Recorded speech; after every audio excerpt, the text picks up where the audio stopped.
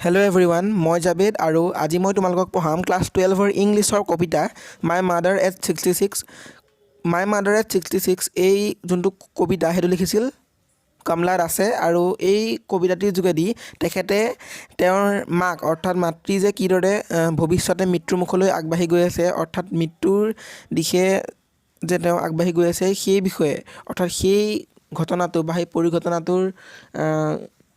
জ্ঞাত হয় কবিৰ মনৰ অনুভৱ কেনেকুৱা আছিলে সেই বিষয়ে এই পাঠটিত অৱতাৰণা কৰিছে ঠিক একেদৰে তোমালোকে ভালদৰে বুজিব পাৰিবা যে কি হয় আমি যেতিয়া আমাৰ বয়োজ্যেষ্ঠ ককা আইতা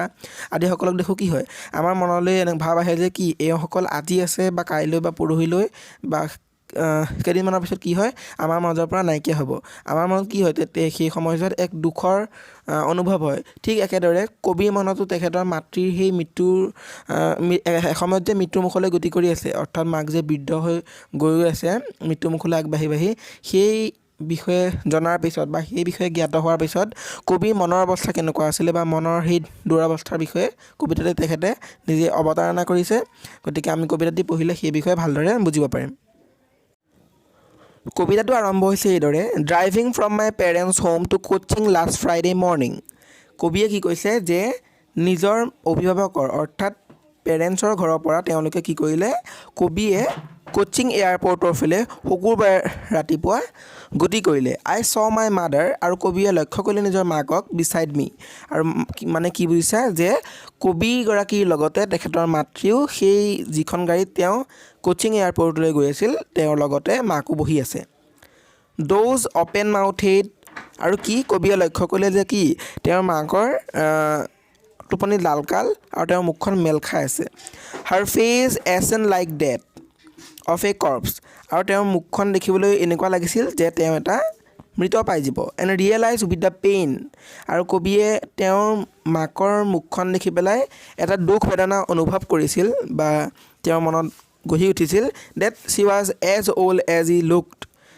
যে কি তেওঁৰ মাক যিমান বয়স হৈছে তেওঁৰ মুখখন দেখিলেই গম পোৱা যায় আৰু কবিয়ে ইয়াৰ দ্বাৰা উপলব্ধি কৰিছে যে কি তেখেতৰ মাতৃ হয়তো সোনকালেই অজানিতে তেওঁলোকৰ মাজৰ পৰা হেৰাই যাব অৰ্থাৎ তেওঁৰ মৃত্যু হ'ব পাৰে বাট চুন পুট ডেট থট এৱে কিন্তু কবিয়ে সকলোবোৰ মনৰ ভাৱ সামৰি পেলাই কি কৰিলে and look out at young trees sprinting কবিয়ে কি কৰিলে খিৰিকীৰে অৰ্থাৎ গাড়ীখনৰ খিৰিকীৰ দ্বাৰা বাহিৰৰ ফালে মুখ কৰিলে আৰু কবিয়ে কি চালে ট্ৰিজ প্ৰিণ্টিং সাধাৰণতে কি হয় আমি যেতিয়া কি গাড়ীৰ ভিতৰত বহি পেলাই গতি কৰি গৈ থাকোঁ তেতিয়া কি লাগে যে যিবোৰ ৰাস্তাৰ কাষৰ গছ থাকে কি হয় সেইবোৰ আমাৰ পিছফালে অৰ্থাৎ বিপৰীত দিশত গতি কৰা যেন লাগে কবিয়ে সেইবোৰ চালে the merry children spilling out of their homes যিবিলাক সৰু সৰু ল'ৰা ছোৱালী তেওঁলোকে নিজৰ ঘৰৰ পৰা কিদৰে খেলা ধূলাৰ মাজেৰে আনন্দৰে বাহিৰলৈ ওলাই আহিছে সেইবোৰ চালে but after the airport security check কিন্তু যেতিয়া এয়াৰপৰ্টত অৱস্থিত হৈ এয়াৰপৰ্টত ছিকিউৰিটিবিলাকে চেক কৰিলে সাধাৰণতে কি হয় এয়াৰপৰ্টত চেক কৰে প্লেনত উঠাৰ আগেৰে ঠিক একেদৰে আমাৰ কবি কমলা দাসকো চেক কৰা হ'ল আৰু কি কৰিলে চেক কৰাৰ পিছত standing a few yards away yards মানে অলপ দূৰত্বক বুজাই দিয়ে মানে কবিয়ে নিজৰ মাকৰ পৰা অলপ আঁতৰত আছে আৰু মাকক তেওঁ চাই আছে আঁতৰৰ পৰাই আই লুকড এগেইন এট হাৰ আৰু কবিয়ে কৈছে যে ছিকিউৰিটিয়ে চেক কৰাৰ পিছত মই অলপ আঁতৰৰ পৰা মোৰ মাক চাই আছিলোঁ wan pale as a late winter's moon আৰু দেখিবলৈ তেওঁক এনেকুৱা লাগিছিল যে শীতকালৰ কি হয় সাধাৰণতে শীতকালৰ যে চন্দ্ৰ বা জোনটো থাকে একে ছেইম টু ছেইম অৰ্থাৎ সেই একেদৰে তেওঁ নিজৰ মাকৰ মুখখনতো দেখিছিলে and felt that old familiar ache আৰু কবিয়ে সেই সময়ছোৱাত কবিক নিজৰ সৰুকালৰ যিটো ভয় বা ফিয়াৰ আছিলে সেইটোৱে আকৌ মানে আগুৰি ধৰিছিল আৰু সেইটো কি আছিল আমি সকলোৱে বুজি পাইছোঁ যে কি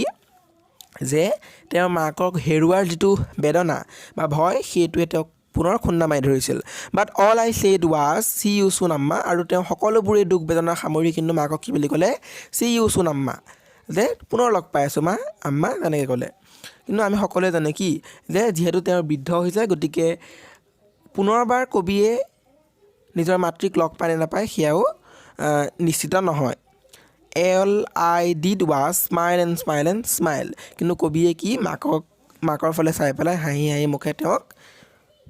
ফালে চাই বিদায় ল'লে আৰু কবি কি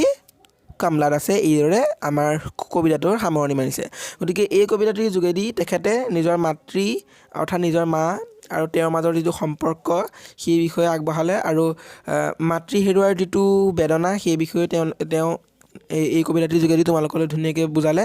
গতিকে আজিৰ এই কবিতাটো ইমানতে সামৰিছোঁ ভিডিঅ'টি যদি ভাল পালা ভিডিঅ'টি লাইক কৰি দিবা আৰু তোমালোকৰ বন্ধু বান্ধৱীসকলৰ লগতো শ্বেয়াৰ কৰিবা যাতে তেওঁলোকেও ইয়াৰ পৰা উপকৃত হ'ব পাৰে ধন্যবাদ